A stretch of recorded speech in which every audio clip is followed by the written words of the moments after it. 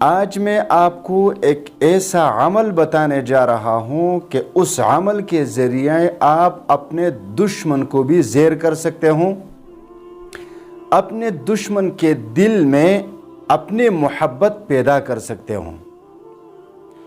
عمل بہت چھوٹا ہے، اور جس نے بھی اس پر عمل کیا ہے اور اس عمل کو اپنایا ہے، یقین کریں کہ اس کے دشمن بھی اس کے دوست بن چکے ہیں۔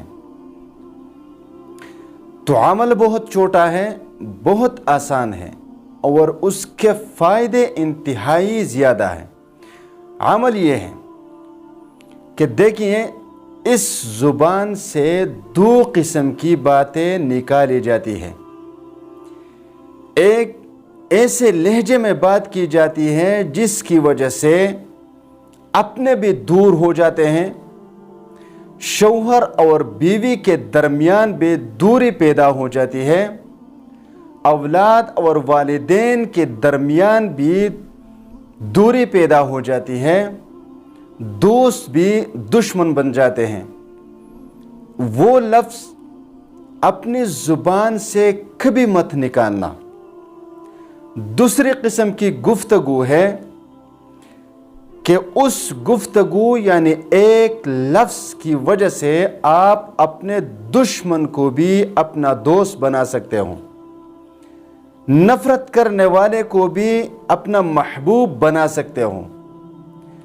تو یاد رہے، ان دو قسم کے الفاظ میں آپ سخت لہجے میں بات کرنے سے گریز کریں، اور جس کے ساتھ بھی بات بولو تو نرم لہجے کے ساتھ۔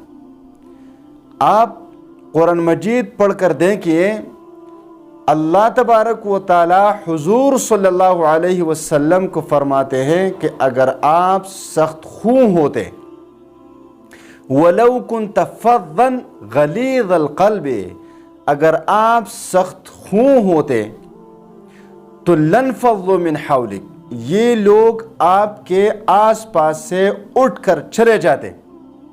لیکن حضور صلی اللہ علیہ وسلم کی مزاج میں نرمی تھی، اس لیے آپ صلی اللہ علیہ وسلم نے مکے اور سارے عرب کے بڑے سے بڑے دشمنوں کو بھی زیر کر دیا۔ تو نرم لہجہ اختیار کریں، ہر کوئی آپ کے ساتھ محبت کرے گا، ہر کوئی آپ کی قدر کرے گا، کوئی بھی آپ کا دشمن نہیں رہے گا۔